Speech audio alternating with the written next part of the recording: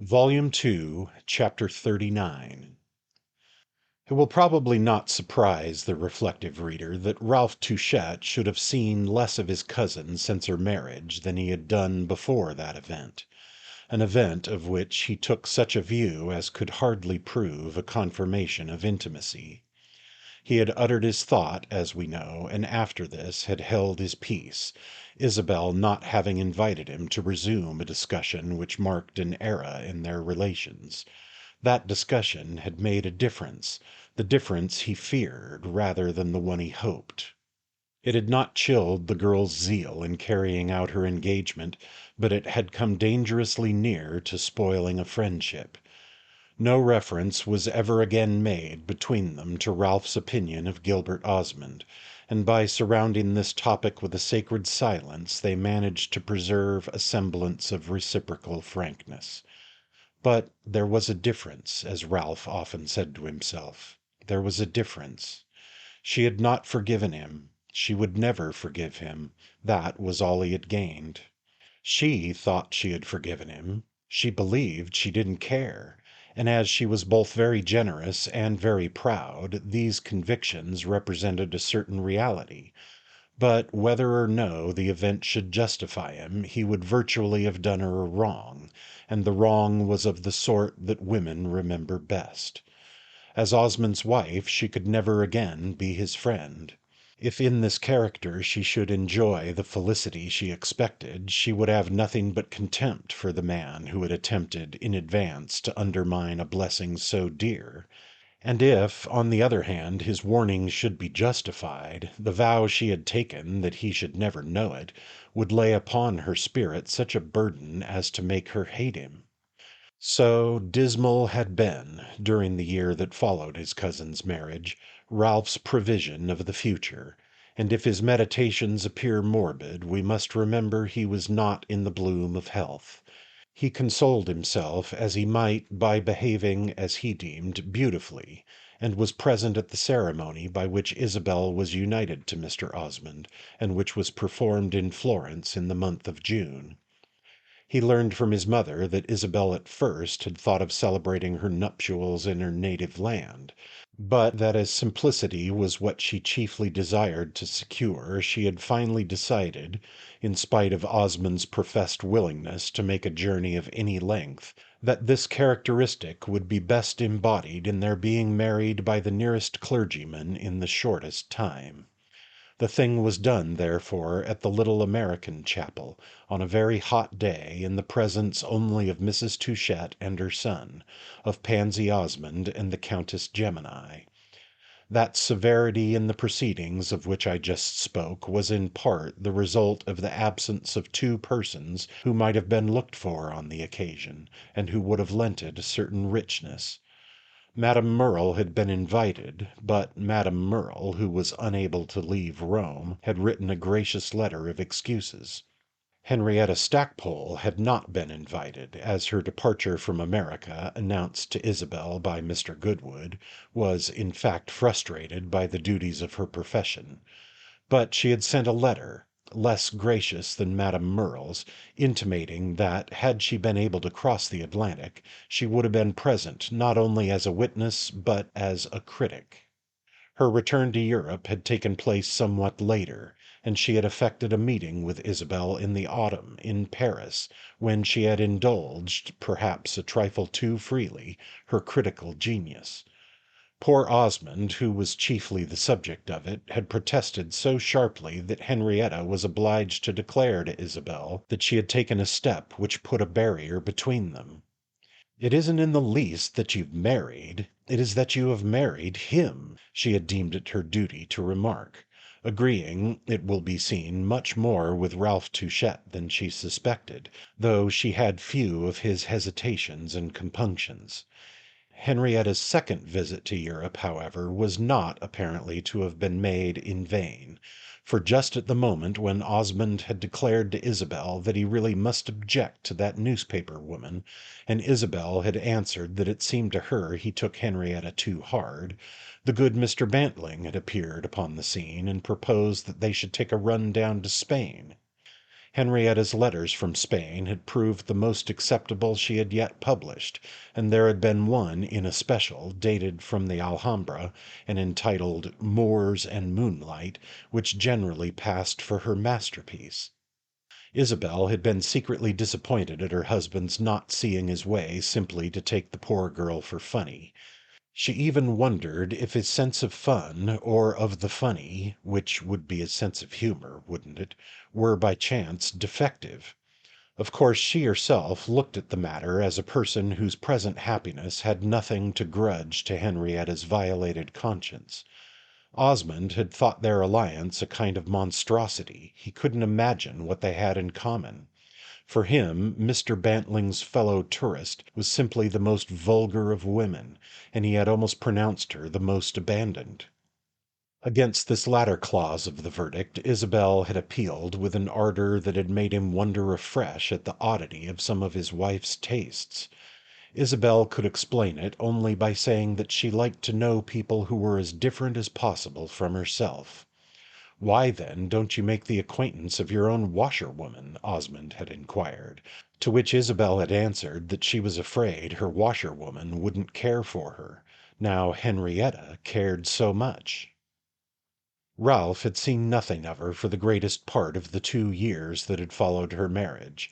The winter that formed the beginning of her residence in Rome he had spent again at San Remo, where he had been joined in the spring by his mother, who afterwards had gone with him to England to see what they were doing at the bank, an operation she couldn't induce him to perform.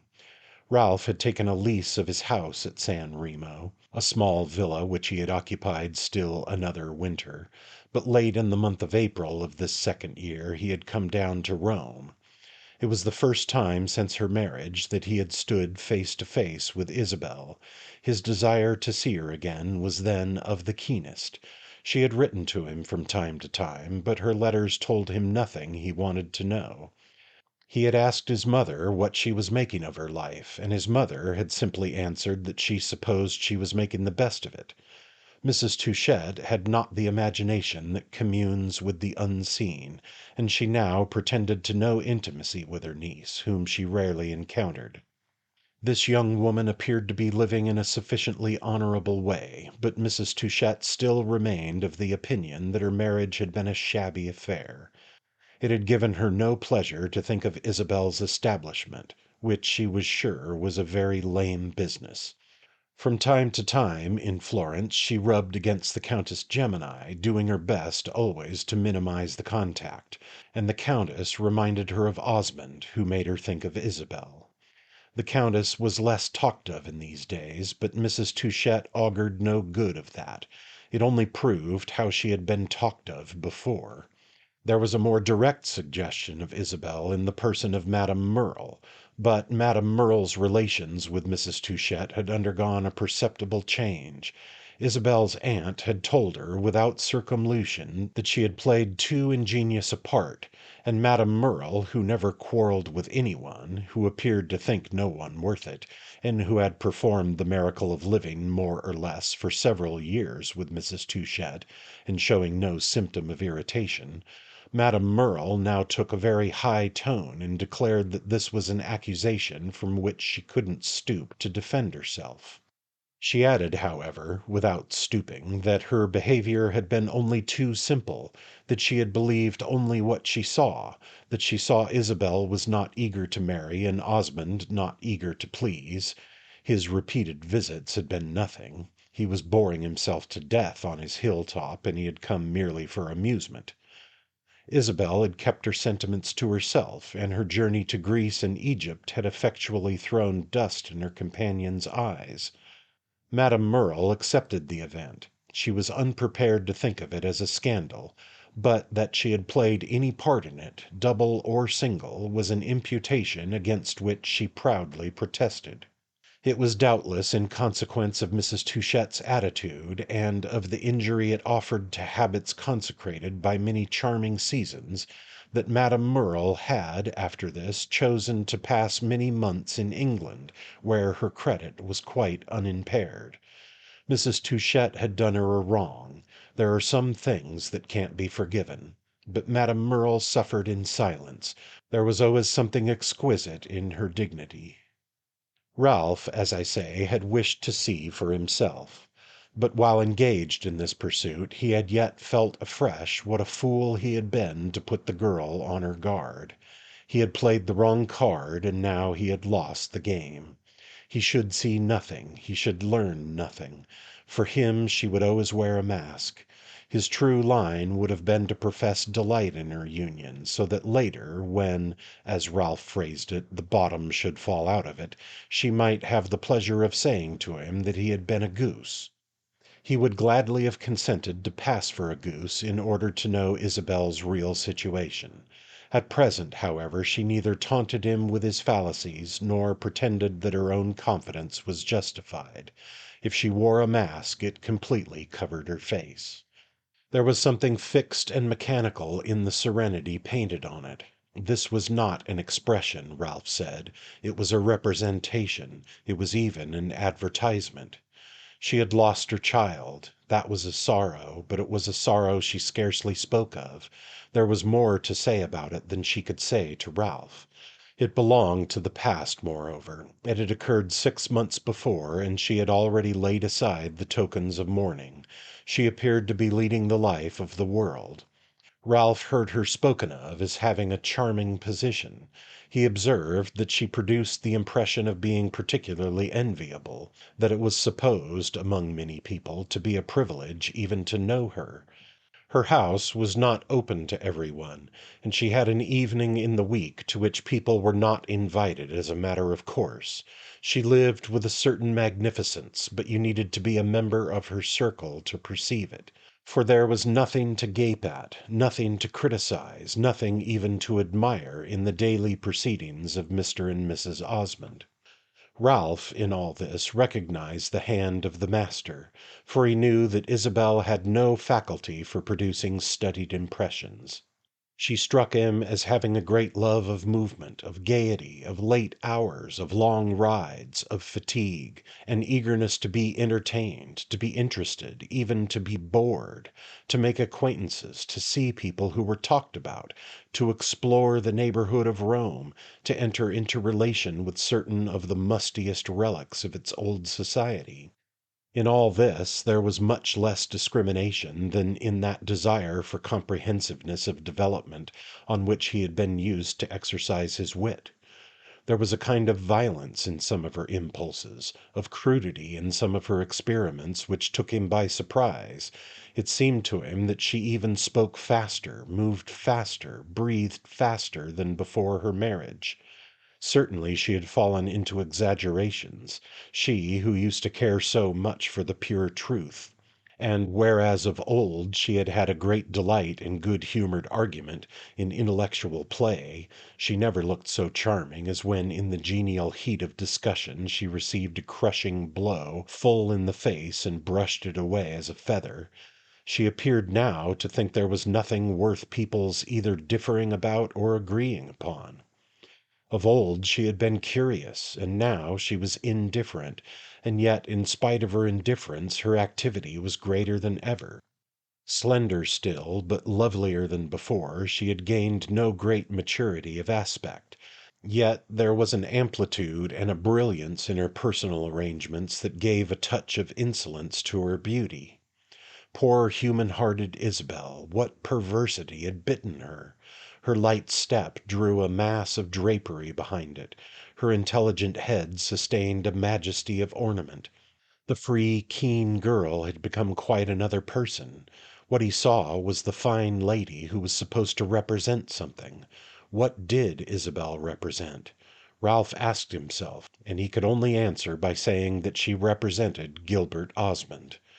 Good heavens, what a function! He then woefully exclaimed. He was lost in wonder at the mystery of things. He recognized Osmond, as I say. He recognized him at every turn. He saw how he kept all things within limits, how he adjusted, regulated, animated their manner of life. Osmond was in his element. At last he had material to work with. He always had an eye to effect, and his effects were deeply calculated. They were produced by no vulgar means, but the motive was as vulgar as the art was great.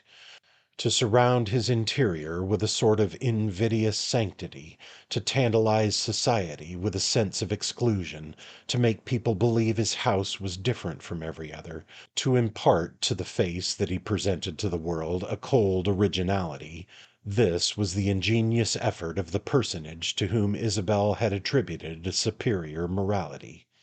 He works with superior material, Ralph said to himself, its rich abundance compared with his former resources. Ralph was a clever man, but Ralph had never, to his own sense, been so clever as when he observed, in petto, that under the guise of caring only for intrinsic values, Osmond lived exclusively for the world. Far from being its master, as he pretended to be, he was its very humble servant, and the degree of its attention was his only measure of success. He lived with his eye on it from morning till night, and the world was so stupid it never suspected the trick. Everything he did was pose so subtly considered that if one were not on the lookout one mistook it for impulse. Ralph had never met a man who lived so much in the land of consideration. His tastes, his studies, his accomplishments, his collections were all for a purpose. His life on his hilltop at Florence had been the conscious attitude of years.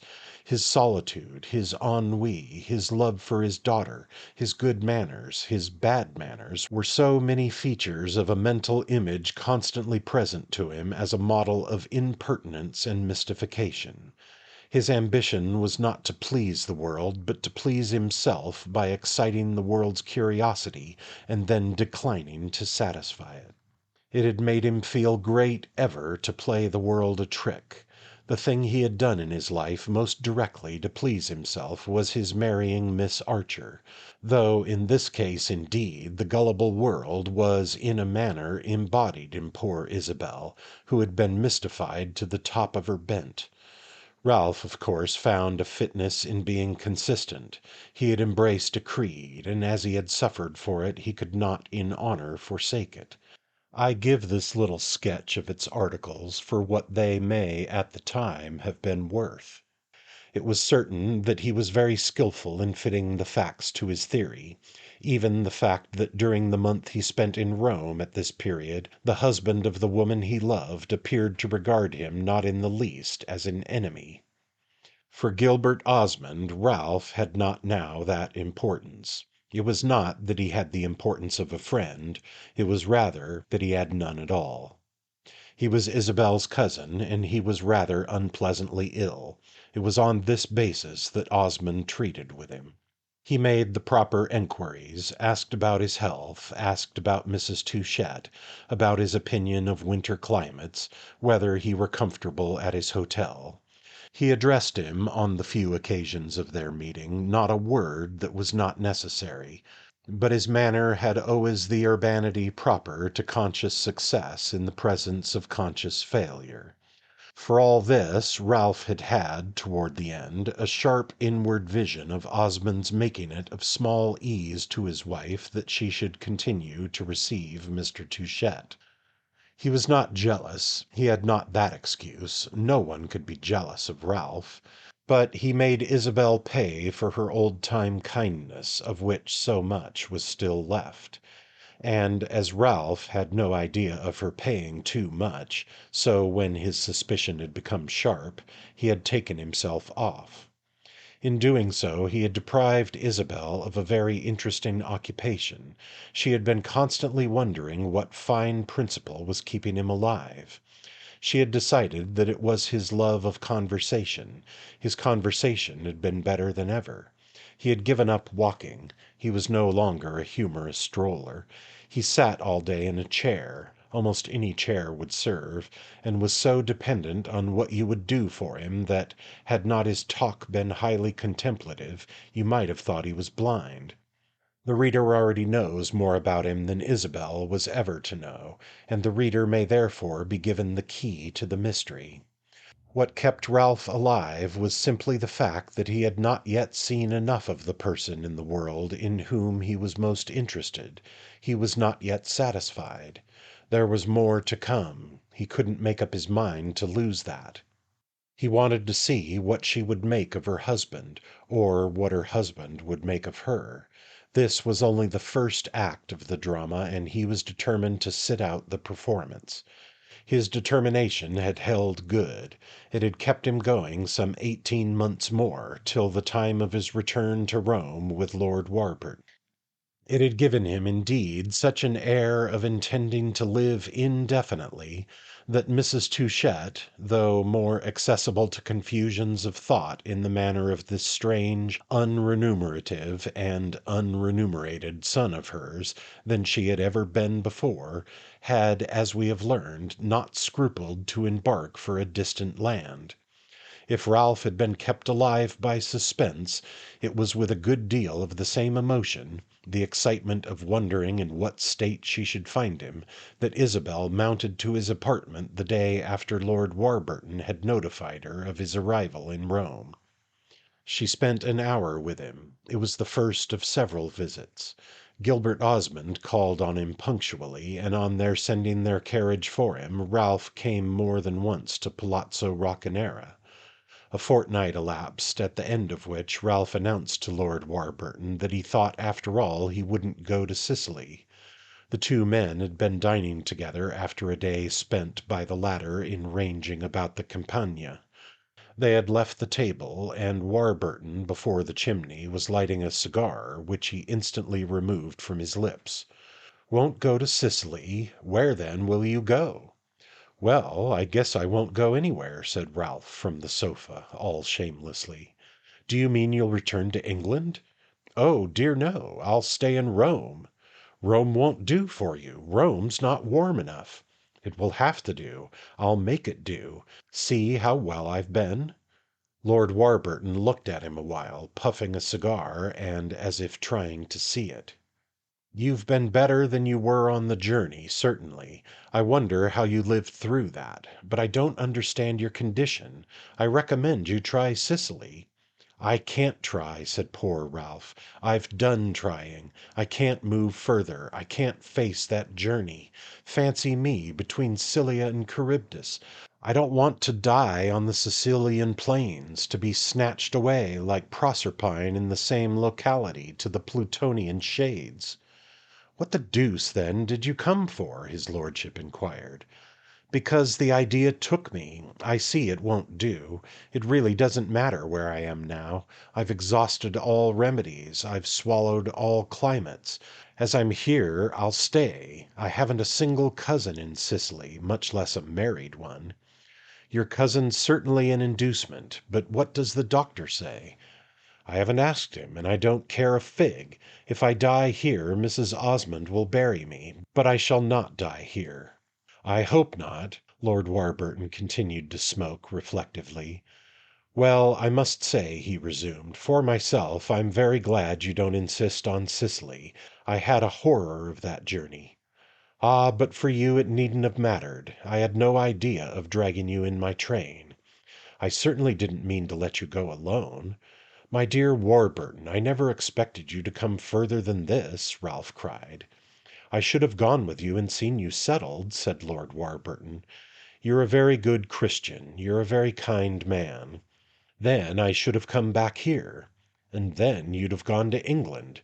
"No, no, I should have stayed." "Well," said Ralph, "if that's what we're both up to, I don't see where Sicily comes in." His companion was silent. He sat staring at the fire.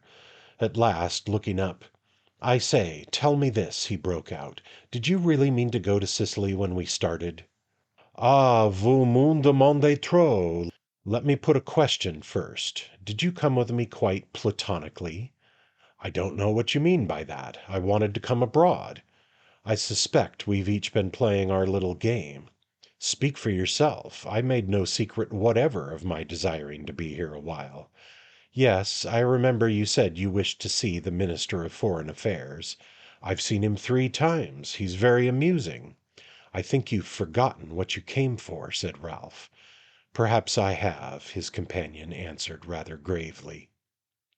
These two were gentlemen of a race which is not distinguished by the absence of reserve, and they had travelled together from London to Rome without an allusion to matters that were uppermost in the mind of each.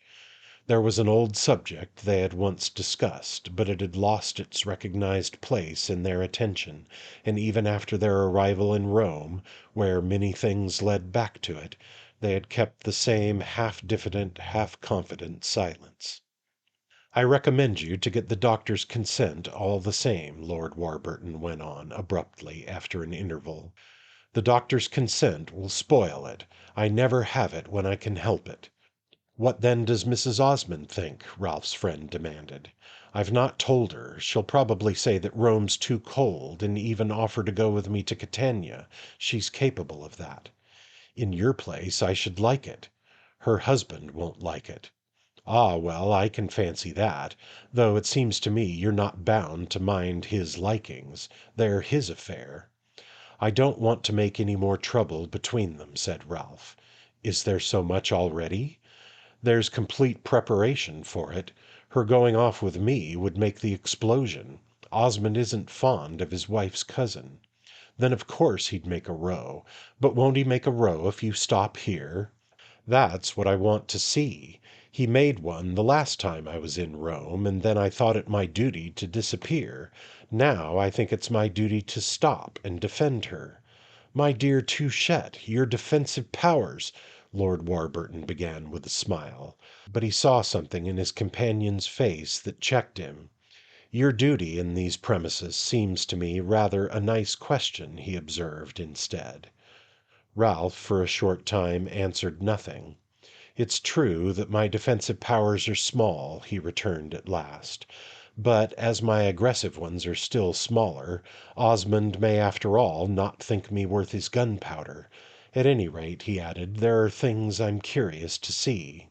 "You're sacrificing your health to your curiosity, then?" "I'm not much interested in my health, and I'm deeply interested in Mrs. Osmond." "So am I, but not as I once was," Lord Warburton added quickly.